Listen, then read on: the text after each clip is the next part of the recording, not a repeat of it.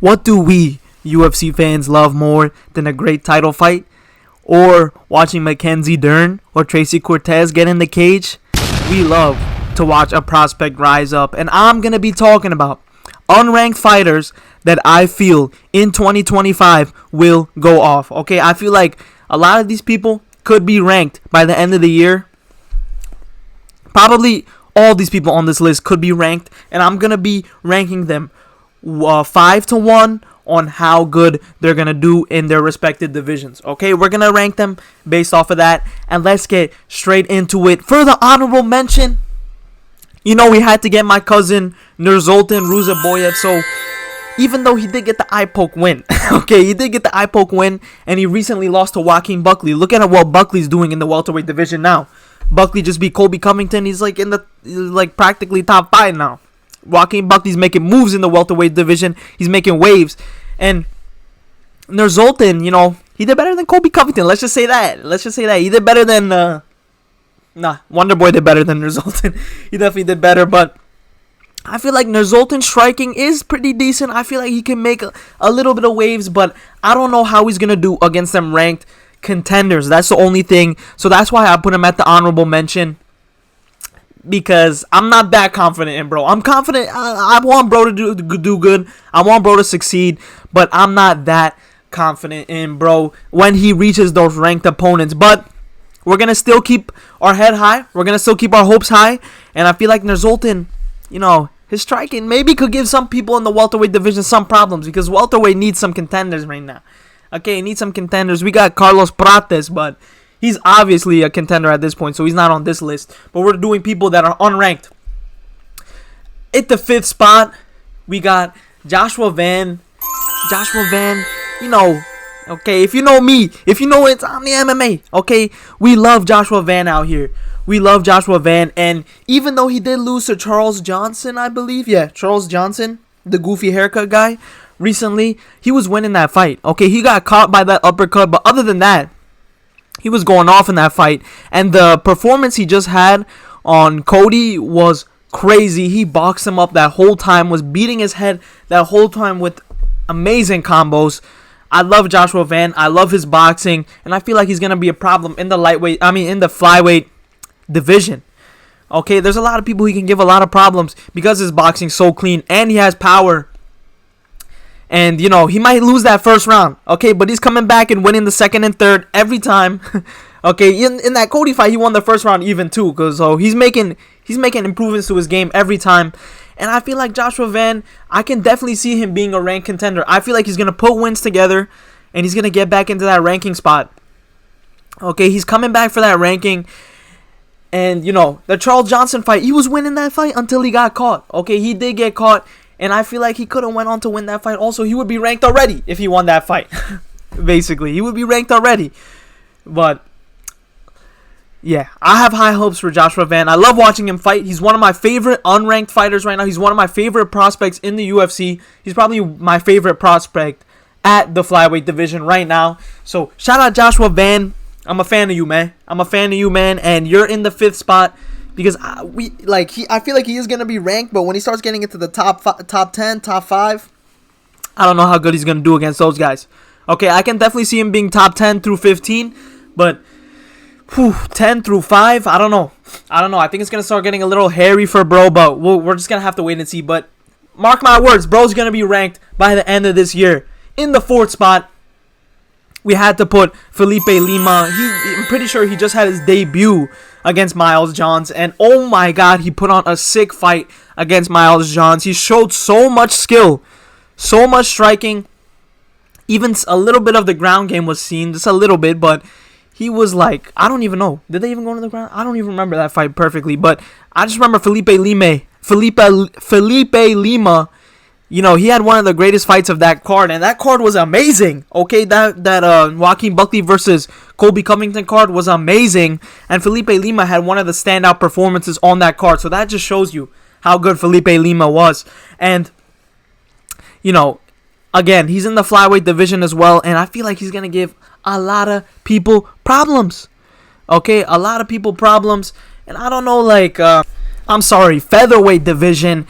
and I feel like he could be a top contender at featherweight. The only problem I see for him is that featherweight is a goddamn Shark Tank. Okay, there's a million fighters at featherweight that are amazing, and you know, any one of those guys could give Felipe Lima problems, but I feel like he's a great prospect. I don't know if he's gonna be ranked by the end of this year because I'm pretty sure he just made his debut in the UFC. So he might need to rack up a couple of wins. This is his second fight in the UFC. Sorry, his second fight in the UFC. He might need to rack up a couple more wins, but maybe 2, 3. If he's active during this year, he could definitely be a ranked contender by the end of this year. I can definitely see that happening, and I feel like he's gonna go far. Okay, he's gonna go far. Definitely top 15, but top 10. Oof, I don't know. That's why he's at the fourth spot. But sick striking, amazing performance at UFC Tampa. And I can't wait to watch Felipe Lima's next fight because he is a marauder, okay? If you know what I'm saying. But let's get into the top 3 fighters that I have the most hope for, okay? In the third spot, I got Payton Talbot. So everybody likes to call him the real Sean O'Malley, yeah, this and that, yada yada, but Payton Talbot is good. He made Cameron Simon look like easy work. That was his most impressive performance for me because I was high on Cameron Simon. I was like, yo, Cameron Simon's pretty good. He just lost to C-Rod, and I was like, C-Rod is just out here taking out all the contenders. He took out Rosas. He took out Cameron Simon. I was like, C-Rod's just out here taking that contenders out. But then Payton Talbot made Cameron Simon look like he didn't belong in there with him. It was crazy. He was too fast. His striking was too clean. He mixed it up with knees, kicks, punches, everything. Amazing. He really did look like Sugar Sean O'Malley out there with more power. It's crazy. He looked like Sugar Sean with more power and like a more how can I say this? A more like all-around game. So I think Payton Talbot's gonna go far in the bantamweight division. And the only thing is, just like Felipe Lima, bantamweight is a goddamn Shark Tank. There's a million fighters at bantamweight that are good and that could give Payton Talbot problems. But I feel like Payton Talbot could give people in the top 15 problems. I feel like he could give people in the top 10 problems. But we're just going to have to wait and see. And I feel like by the end of this year, bro's definitely going to be ranked. He's going to But the only problem I see with Payton Talbot, let me just say this, is bro doesn't fight often. He has to be more active. When was his last fight? His last fight was at UFC 303 against I don't even know what bro's name was, but he knocked him out in 20 seconds. If you knock somebody out in 20 seconds, bro, fight the next week after that. Okay, we're gonna talk about somebody on this list that brings that type of energy. He's coming up on this list, but Payton Talbot, I'm pretty sure he has a fight booked. For 2025, so at least we're going to see, bro. But, yeah, against Rhino Barcelos, but still, man. And January 18th, that's coming up soon. It's going to be at UFC 311. But still, we got to be more active than this if we're trying to be ranked. Okay, we got to be more active. He's gonna put on an amazing performance against Rhino Barcelos at UFC 311. Easy work. He's going to make it look like easy work. And I just know if bro's active, if he has like 2, maybe 3 fights this year, 2025, he's definitely going to be ranked. Okay, he's definitely going to be ranked. And the only reason I put him over Felipe Lima is because Felipe Lima has less fights. That's the only reason why. And Payton Talbot, he's just making easy work of all of his opponents. Craziness. And he's getting finishes too. So, Payton Talbot, I'm high on him, the real Sugar Sean O'Malley. Let's get into the top 2. In the second spot, I got Joel Alvarez. So I love Joel Alvarez. He's sick. His striking is sick. His ground game is sick. Everywhere he's sick. He's what Jalen Turner thinks he's doing out there. That's who Joel Alvarez is. And the performance he put on Drakkar Klose. Oh my God, he had him in a guillotine and he was just hitting his head while he was out. It was nasty. The performance he put on Elvis Brenner, nasty. He was hitting him with knees in the clinch like he was doing a drill. He hit him with like 20 knees at one point and then got the finish. It was crazy.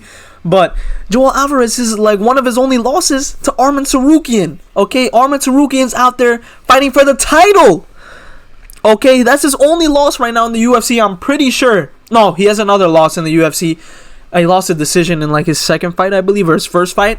But other than that, he's only really lost to Arman Tsarukyan. And Arman Tsarukyan's fighting for the title. That's not a bad loss to have on your resume. But I feel like Joel Alvarez is definitely going to be top 15 this year. Definitely going to be top 15. Maybe even top 10. And, you know, Spain has been waiting for that prospect to come. That's actually Spanish, not Ilia Topuria. That's from Georgia. But Joel Alvarez is out there. He's gonna make easy work of his opponents. Even easier work than Payton Talbot's putting out there. But it might be also because he's 6'3", okay, in the lightweight division. But we're not going to hate on bro too much because he puts on some sick performances. But Joel Alvarez, you know, I'm high up on Joel Alvarez. His striking is so clean. His kicks are so clean. Everything about his game is clean. Even his ground game is nice, okay? He's not getting out there getting ragdolled, but he did kind of get ragdolled by Arman Tsarukyan. But that's Arman Tsarukyan, okay? He's going to go fight for the title. He's going to fight Islam Makhachev in like 2 weeks for the title. So we can't really hate on bro too much for that. But Joel Alvarez, I feel like rightfully deserves the second spot. But in the first spot on the list, I got Gene Silva. So, yo, is Gene Silva ranked? He might be ranked. So, no. He's currently ranked number 23 at featherweight, so he's right out of the rankings. He's right outside of there. And you know, Gene Silva, oh my god, the only person that I could put over Joel Alvarez is Gene Silva. And you know, we had to put one of the fighting nerds on here. We can't put on Carlos Prates. He's ranked now, I'm pretty sure. We can't put on Kyle Barajo. He's out here he's in the top 5 at this point. We can't put Mauricio Rufy because his last performance wasn't that good. Gene Silva made Drew Dober look like easy work. Okay, he made the Crimson Chin look like easy work. He made Charles Jourdain look like easy work. Oh my god, I can't wait to see Gene Silva's next fight. He's sick. I don't know why, but he reminds me of Justin Gaethje. Okay, somebody might have said that and messed with my head, but he reminds me of a actually defensively sound Justin Gaethje. He's emoting, he's dabbing you up, he's crying in the middle of the fight. Every Gene Silva fight is like a life-changing event for him.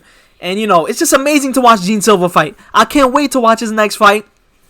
And I feel like in the featherweight division or lightweight division, whichever one he chooses to be at, because he likes going back and forth in a week's time, Payton Talbot, in a week's time, he likes going back and forth. I feel like Gene Silva could be top 15 at featherweight, top 10 at featherweight. He could be top 15 at lightweight, top 15 at lightweight. I don't know about top 10. I feel like he's a little bit too small for those bigger guys. But top 15, top 10 at featherweight, I can definitely see that happening. He's number 23 right now, and he's going to make moves this year. Okay, all of his other fighting nerds are making moves. Carlos Prates, Caio Barajo, Mauricio Rufy, they're all making moves. And Gene Silva's going to go on the biggest streak this year. He's going to be the best fighting nerd. Okay, I'm calling it right now. Maybe Caio Barajo, if he can rack up his next win and then get another win after that. It might be Caio Barajo. But I feel like Gene Silva is the most skilled one. Okay, watch that fight against Drew Dober. Oh my god, he has so much skill. The spinning elbow was nasty. Almost KO'd the Crimson Chin. He almost KO'd Drew Dober. Okay, what else is there more to say? Getting a win like that over Drew Dober is insane. Okay, Drew Dober's not out here easy work. He's not easy pickings.